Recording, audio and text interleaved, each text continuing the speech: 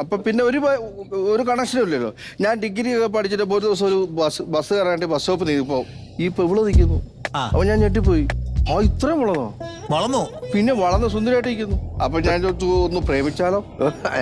വെറുതെ ഒന്ന് നോക്കി. ഇത്രയും വളരുമെന്ന് പ്രതീക്ഷിച്ചില്ല. പിന്നെ പതുക്കെ ഫോൺ വിളിയായി. അന്ന് മൊബൈൽ അധികമില്ല എനിക്ക്. അന്ന് മൊബൈൽ ഇറങ്ങിയ സമയം. അങ്ങനെ ഫോൺ വിളിയായി, പ്രശ്നങ്ങളായി. അപ്പൊ പിന്നെ അന്ന് അത് കഴിഞ്ഞ് എനിക്ക് ജോലി ഉണ്ടായിരുന്നു തിരുവനന്തപുരത്ത്. അപ്പൊ ഞാൻ ഈ കമ്പനി കൂടുന്ന ചെറിയ പരിപാടികളൊക്കെ ഉണ്ടായിരുന്നു. മനസ്സിലായി. അപ്പൊ അങ്ങനെ അവര് കുറെ നാളായി പ്രേമിച്ചു. ഒരു ദിവസം ഞങ്ങൾ കൂട്ടുകാരെ കൂടി വൈകിട്ട് ഇങ്ങനെ കഴിച്ചുകൊണ്ടിരുന്നപ്പോൾ അവള് ഫോൺ വിളിക്കുന്നു. എന്റെ വീട്ടിൽ ഭയങ്കര പ്രശ്നമാണ്, എന്ത് ചെയ്യും? ഞാൻ നല്ല ക്വിക്കായിട്ടിരിക്കുന്ന സമയല്ലേ.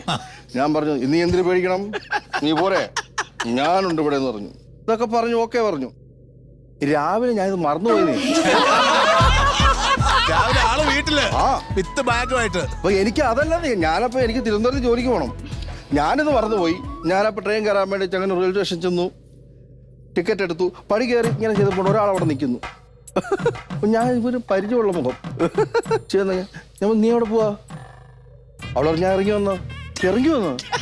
നിങ്ങളല്ലേ പറഞ്ഞില്ല ഇറങ്ങി വരണമെന്ന്. ഞാൻ പറഞ്ഞു എന്ത് ചെയ്യാൻ, ഒരു രക്ഷയില്ല. ഞാൻ പറഞ്ഞു ഒന്നും പറയാനില്ല. ഇത് ഇവിടുന്ന് ഇവിടം വരെ മൊത്തം കത്തിപ്പോയി. ഞാനപ്പോൾ ഡിഗ്രിക്ക് പഠിക്കുന്നു. അപ്പം പിന്നെ ഒരു